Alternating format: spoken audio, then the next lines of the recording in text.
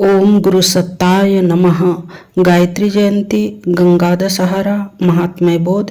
सृष्टि के आदि में ब्रह्मा जी जिस शक्ति की साधना करके विश्व संचालन के उपयुक्त ज्ञान एवं विज्ञान अनुभव एवं पदार्थ प्राप्त कर सकने में समर्थ हुए, पौराणिक प्रतिपादन के अनुसार उसका नाम गायत्री है। सृजन और अभिवर्धन का उद्देश्य लेकर चल रही जीवन प्रक्रिया को भी इसी संबल की आवश्यकता है, जो ब्रह्मा जी की तरह उसे मानसिक क्षमता एवं भौतिक संपन्नता युक्त कर सके।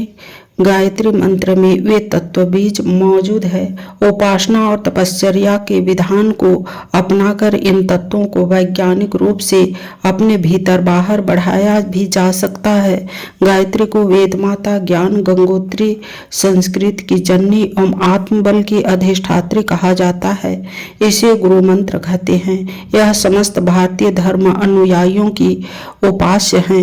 इसमें वे सभी विशेषताएं विद्यमान हैं जिनके आधार पर वह सार्वभौम सार्वजनिक उपासना का पद पुनः ग्रहण कर सके। इसी ज्ञान विज्ञान की देवी गायत्री का जन्मदिन है गायत्री जयंती। इसी दिन भगवती गंगा स्वर्ग से धरती पर अवतरित हुई। जिस प्रकार स्थूल गंगा भूमि को सिंचित, प्राणियों की तृषा मिटाती, मलिनता हरती और शांति देती है, वही सब विशेषताएं अध्यात्म क्षेत्र में गायत्री रूपी ज्ञान गंगा की है। गायत्री महाशक्ति के अवतरण की गंगा अवतरण से संगीत भली प्रकार मिल जाती है। एक को सूक्ष्म, दूसरे को स्थूल, एक ही तत्व की व्याख्या कहा जाए तो कुछ अत्युक्ति न होगी। सगर राजा के 60,000 पुत्र अपने कुकर्मों के फलस्वरूप अग्नि में जल रहे थे। उनकी कष्ट निवृत्ति गंगा जल से ही हो सकती थी। सगर के एक वंशज भगीरथ ने निश्चय किया कि वे स्वर्ग से गंगा को धरती पर लाएंगे। इसके लिए कठोर तप साधना में लग गए। इस निस्वार्थी परमार्थी का प्रबल पुरुषार्थ देखकर गंगा धरती पर आई, पर उन्हें धारण कौन करे, इसके लिए पात्रता चाहिए। इस कठिनाई को शिव ने अपनी जटाओं में गंगा को धारण करके हल कर दिया। गंगा का अवतरण हुआ। सगर पुत्र उसके प्रताप से स्वर्ग को गए और असंख्यों को उसका लाभ मिला। आत्मशक्ति का ऋतंभरा प्रज्ञा का अवतरण ठीक गंगा अवतरण स्तर का है।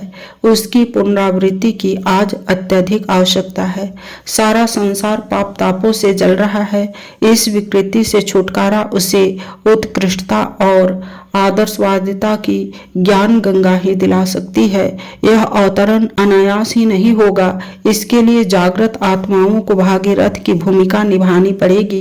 ज्ञान यज्ञ के विस्तार के लिए, भावनात्मक नवनिर्माण के लिए निस्वार्थ परमार्थ परायण प्रबल पुरुषार्थ करना पड़ेगा। ऐसा करने से वह कठिन और असंभव दिखने वाली प्रक्रिया संभव ही नहीं, सरल भी हो सकती है। उस युग परिवर्तनकारी प्रचंड शक्ति को यश लोलुप एवं अहंता पोषक क्षुद्र व्यक्ति धारण नहीं कर सकते। उसे धारण करने के लिए तपस्वी, मनस्वी और तेजस्वी शंकर चाहिए। ऐसी महानता संपन्न विभूतियां जब इन नवयुग प्रवर्तनी ज्ञान गंगा को अपने मस्तक में धारण कर लेंगी, तब उसका प्रवाह आगे बढ़ेगा। न केवल कुबुद्धि और दुर्भावनाग्रस्त पतनोन्मुख सगर सुतों का उद्धार होगा, वरन सर्वसाधारण की सुख शांति का द्वार भी खुल जाएगा। हमें भागीरथ और शंकर की भूमिका निभाते हुए ज्ञान गंगा के अवतरण के लिए गायत्री जयंती के पुण्य पर्व पर व्रत लेना चाहिए और उसके लिए कटिबद्ध होना चाहिए। यह पर्व महत्वपूर्ण प्रेरणाएं देता है।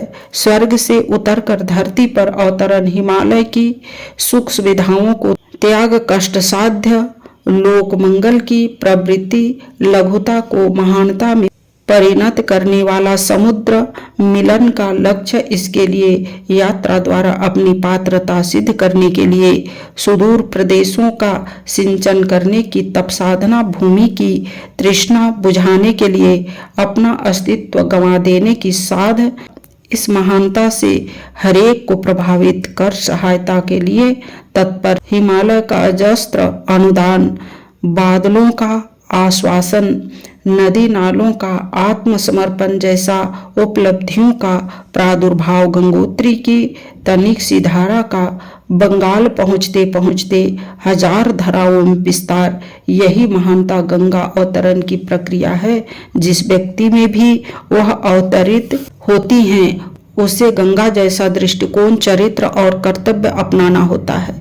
गायत्री अपना प्रत्यक्ष उदाहरण प्रस्तुत करते हुए मानव प्रत्येक जागृत आत्मा को यह उद्बोधन प्रदान करती है कि जीवन के श्रेष्ठतम सदुपयोग का क्रियाकलाप यही हो सकता है। गायत्री मंत्र के 24 अक्षरों में 24 शिक्षाएं हैं जो आज भी व्यक्ति और समाज के लिए सही मार्गदर्शक है। ये शिक्षाएं गायत्री स्मृति के 24 श्लोकों में विद्यमान है। इसी प्रकार गायत्री मंत्र में 9 शब्द, 3 व्याहृतियां, 1 प्रणव, इन 13 पदों की 13 श्लोकों के रूप में विवेचना गायत्री गीता में की गई है।